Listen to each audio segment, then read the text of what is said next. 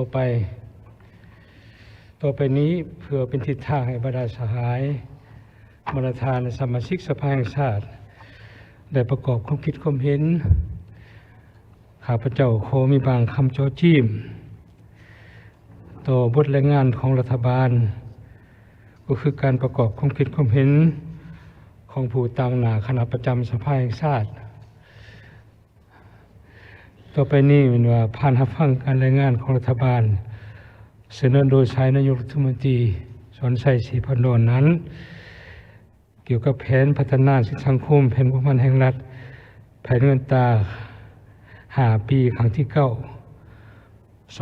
2021-2025 การปฏิบัติระยะ9 เดือนทิศทางแผนการ3 เดือนถ่ายปี 2025 และทิศทางแผนการ5 ปีครั้งที่ 10 2026-2030 แผนการประจำปี 2026 ฉะนั้นเพื่อเป็นผลอิงให้แก่มาตรฐานสมาชิกสภาแห่งชาติได้ประกอบให้ดังมีจุดสุมถูกทิศสอดคล้องกับสภาพเมื่อใครความเป็นจริงของประเทศเท่านั้นปัจจุบันข้าพเจ้าขอเสนอบางทัศนะคำเป็นจอจีมดังนี้อันที่หนึ่งมันว่าต่อการสรุปตีราคาการปฏิบัติแผนพัฒนานี้แผนพัฒนาแผนงบประมาณแผนเงินตรา5 ปีนี่บรรณาธิการเห็นว่าได้การตีราคาการสรุปนี่มันเท็จเหมาะหรือบ่กับความเป็นจริงของประเทศเฮาในปัจจุบันนี้เห็นหมดระบบสภาพร่วมจุดดีที่ผลเด่นเฮ็ดได้ตามมติของสภาจุดคงข้างที่เป็นซ้ำเหือเฮ็ดพอทันไปทันมาเป็นต้นก็ยุคให้ได้เห็นคงเขตได้ที่มันยังเป็นปัญหาใหญ่ๆเป็นต้นคงเขตการผลิตจะเป็นผลิตกสิกรรมผลิตอุตสาหกรรมและอื่นๆแหละมีอย่างหนึ่งที่เห็นว่ามันยังมีปัญหาอันที่สองนี้ผ่านการฟังรายงานครั้งนี้เห็นว่าบรรณาธิการเห็นว่าการสรุปตีราคาการปรับแผนเศรษฐกิจสังคมแห่งชาติ5 ปีครั้งที่ 9 นี้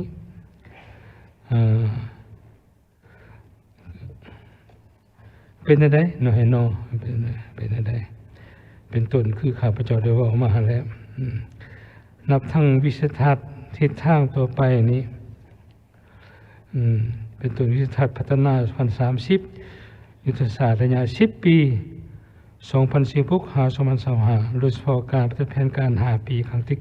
9 ตามมติกองประชุมใหญ่สภาแห่งชาติตามมติกองประชุมสภาแห่งชาติ2 ฉบับคือมติรับรองเอาการแผนพัฒนาสังคมแห่งชาติฉบับเลขที่20/สปสลงวันที่26 เดือนมีนาคม 2021และก็มติวิธีคำห้องแผนงบประมาณแห่งรัฐแผนเงินตราฉบับเลขที่21/สปสลงวันที่26 มีนาคม 2021 ผ่านการปฏิบัติมีผลสำเร็จที่พ้นเด่นขึ้นใดมีตัวชี้บอกได้ที่จะแจ้งชัดเจนหรือบ่เป็นตัวเลขชี้บอกก็มีดิตัวนี้ก็ให้ยกขึ้นเบิ่ง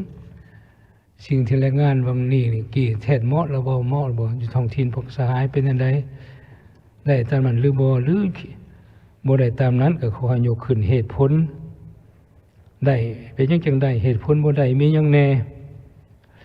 วันนี้บรรดาขันไม้ที่สามารถบรรลุขันไม้ที่มีความเสี่ยงจะบ่บรรลุมีหยังแน่นั่นแหละมีปัญหาใดที่บ่ทันแจ้งกรณีได้ให้ผู้แทนมีการตื้มโดยเฉพาะผ่านการติดตามกวดกาของผู้แทนอยู่ในเลือกตั้งต่างๆในขอบเขตทั่วประเทศนี่เห็นปัญหายังตื้มบ่ก็ขอให้มีความคิดความเห็นตื้มตัวนี้แหละมันในการปฏิบัติ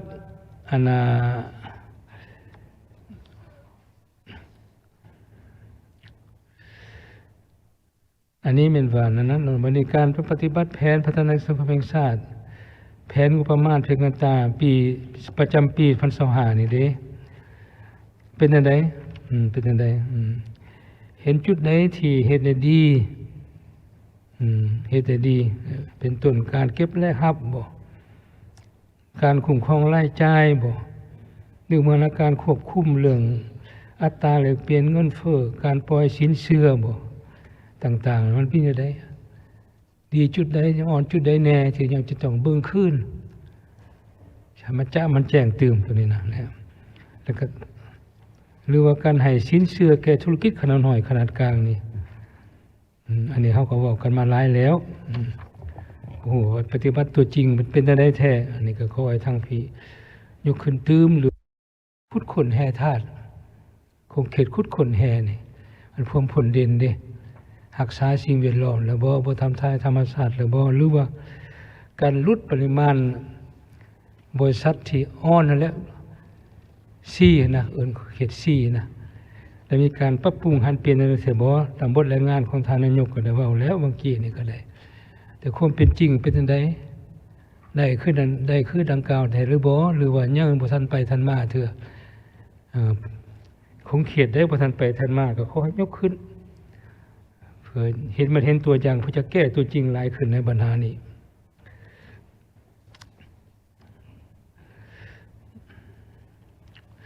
มื้อนี้ผ่านการรายงานของรัฐบาลเห็นเบิ่งสังร่วมแล้วนี่ประธานเห็นว่าเป็นจังได๋ที่ในปีหนึ่งผ่านมาปัญหาพุ่นเด่นแท้ๆของแผนพัฒนานี่เศรษฐกิจแห่งชาติสังคมนี่มันได้ช่วยกระตุ้นการเติบโตใช่บ่ได้ช่วยได้เพิ่มได้แห่งชาติได้แก่ประชากรพลเมืองลาวได้หรือบ่ตามบทรายงานของท่านรองประธานสภาแห่งชาติบทประกอบของนี้ของคณะประจำปรากฏว่าเฮาก็ GNI นี่ก็ได้ประมาณเท่าไหร่ 2,000 ปลายจะน้อยแล้วแต่ว่าในมติสภาก็ 2,800 บ่800 กว่านะตามข้าพเจ้าจืดๆก็ยังลดจักหน่อยแต่ว่าก็ตีราคาเบิ่งว่าเฮาบ่วางสูงผลบ่หรือว่าเฮาวางพอดีแล้วส่วนนี้อันเสร็จจังได๋ปัญหานี่ตื้มอีกก็ขอให้ประธานมีความเป็นตื้มนับทั้งการปฏิบัติแผนพัฒนา9เดือนนี้และทิศทาง3เดือนท้ายปีนี้ประธานเห็นว่าจังได๋มันครบถ้วนนี่สมบูรณ์หรือยังปัญหาได้ถูกต้องเด่นปัญหาในคงค้างมีหยังแน่ก็ขอให้ยกขึ้นแล้วมาทั้งนับทั้งแผนเรียกมาตรการจุดซุ้มในการที่กำหนดมติของกองประชุมสภาแห่งชาตินี้ฉบับเลขที่153-154/สปช169/สปช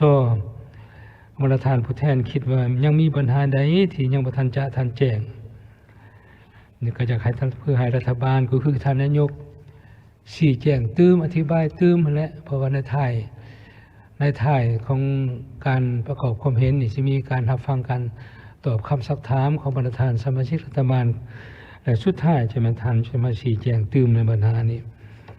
อันนี้จุดหนึ่งที่จะบอกตื้มเนาะเพื่อให้บรรดาอันนั้นแล้ว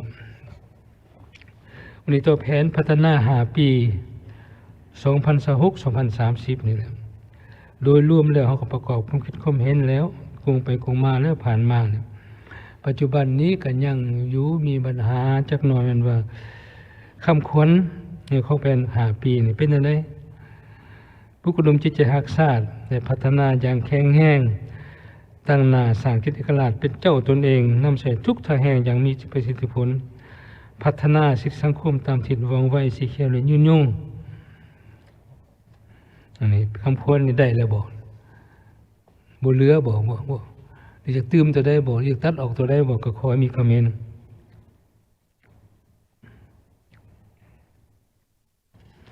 การผ่านมาคือเว้ากันแล้วอยู่กองประชุมยกสูงคุณภาพในทิศผ่านมาหันแต่ในที่นี้ก็เว้าตื้มบางเทื่อมีความคิดใหม่ๆอีกนี่ต่อกับโครงประกอบในของห่างแผนการ5 ปีนี้ซึ่งประกอบมียุทธศาสตร์วิสัยทัศน์ทัศนาของการพัฒนาขาดคะแนนสภาพแวดล้อมทิศทางร่วมเป้าหมายร่วมแผนเรียกจุดสูงของคะแนนการมาตรการนโยบายกลไกปฏิบัติมาแล้วผู้แทนเห็นว่าครบถ้วนสอดคล้องเหมาะสมและรุ่นยังเพื่อให้สามารถปฏิบัติไปได้แล้วก็บุกเบือนขึ้นตื่มอันที่3นี้การจัดเรียงบุรณชิตของรัฐบาลประจุด7คะแนนการเศรษฐกิจไปแล้วนี่ที่รัฐบาลในกุลมันนั้นประธานเห็นว่าเหมาะสมระบบสอดคล้องระบบความเป็นจริงกับท่าแห้งบ่มซ่อนของพวกเฮากับความบุกเบือนของเฮาเฮ็ดได้หรือบ่ อันค่อยก็ยกขึ้นค่อยมีคอมเมนต์เติมในกองประชุมยกสูงคุณภาพนี้ด้านเหนือในผู้แทนก็ได้ประกอบขึ้นไปแล้วก็ขอให้เว้าตื่มอีกก็ได้อยู่นี่นะก็บ่ได้จำกัดความเห็นยกขึ้นตื่มปัญหาสังคมเป็นจังไดปัญหาเศรษฐกิจเป็นจังไดและอันนี้ก็ขอยกขึ้นเพราะว่าปัญหาสังคมนี่ก็ยังมีหลายปัญหาที่ยังคงค้างยังบ่ไปบ่มาเถื่อก็ขอให้ยกขึ้นตื่มบริการกำหนดเพศด้านความแรงทึ้นที่พัฒนาจำนวน580ตื้อ80,000ตื้อนี่โอ้รวมๆเลยเห็นว่าตัวเลขนี่สูงหลายให้บรรทานนี้เพิ่นตื่มเหมาะสมหรือบ่จะสามารถสนองได้ตามความต้องการหรือบ่เนื่องจากแผนการภายหลังหลุดพ้นออกจากฐานะประเทศด้อยพัฒนานี้ในปี2026นี่ถ้าเอียงทึ้นสู่ทางการพัฒนา ODA เนี่ยจะลดลงต่อไปเขาบ่ช่วยเหลือเฮาหลายขึ้นเก่าเด้เฮาจะในฐานะประเทศพัฒนาเด้จะให้เงินกู้ดอกเบี้ยก็จะสูงขึ้นกว่าเก่านั่นแหละเป็นอันนั้นเรื่องมันฉะนั้นแม่นว่าอันนี้เป็นจังได๋เฮาสิซอกทึ้นใช้มาพัฒนาประเทศและจะมีวิธีการแนวใด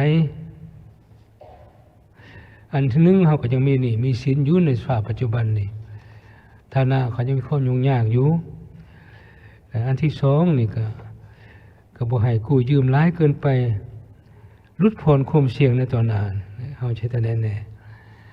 ปัจจุบันนี้เฮาก็สมควรนั่นเด้มันเท่าได้ของ GDP ได้ประมาณข้าพเจ้าก็บ่สามารถเว้าตัวจริงได้แต่ว่ามันก็ลวงหลายเลยคันถ้าเป็นประเทศฐานะเฮานี่ก็อยากหลายนิดจักหน่อยเลยแต่คันบ่ยืมก็บ่ได้แต่ว่าก็ขอให้คนขัวเบิ่งจะเฮ็ดจังได๋หาแรงทุนใส่ตื้มอยู่แฮงตัวใดแน่อันที่5นี้เสนอบรรทัดฐานประกอบเป็นตื้มเกี่ยวกับกำหนดขาดหมายทิศทางแผนการพัฒนาเขตแคว้นเขตทางไกลสองลีดเขตชายแดนเตรียมทิศ3สร้างการสร้างตั้งต่อแสงเพื่อให้ห่างแผนฉบับนี้มีในครบถ้วนสมบูรณ์เพื่อรับประกันปฏิบัติแผนการ5ปีครั้งที่10มันได้รับผลสำเร็จมีมากมีผลตามแผนการที่วางไว้ซึ่งในทานผู้แทนมีก็เป็นตื่มต่อกับบรรดามาตรการจัดตั้งปฏิบัติแผนการดังกล่าวจะแจ้งชัดเจนเลยบ่ใน5ปีข้างหน้านี้มีปัญหาใดบ่ทันจะแจ้งอยากเสนอตื่มก็ขอให้หรือจะเพิ่มตื่มก็ขอให้มีคอมเมนต์นะในต่อการกำหนดทิศทางแผนพัฒนาสังคมสำหรับปีสิมานี้รัฐบาลกำหนดนั้นเห็นว่ามีความถูกต้องเหมาะสมแล้วบ่เป็นต้นบรรดาตัวเลขใหญ่ๆแหละมาภาคการเติบโตของ GDP บ่รายได้ประชากรแห่งชาติบ่ GNI บ่หรือว่า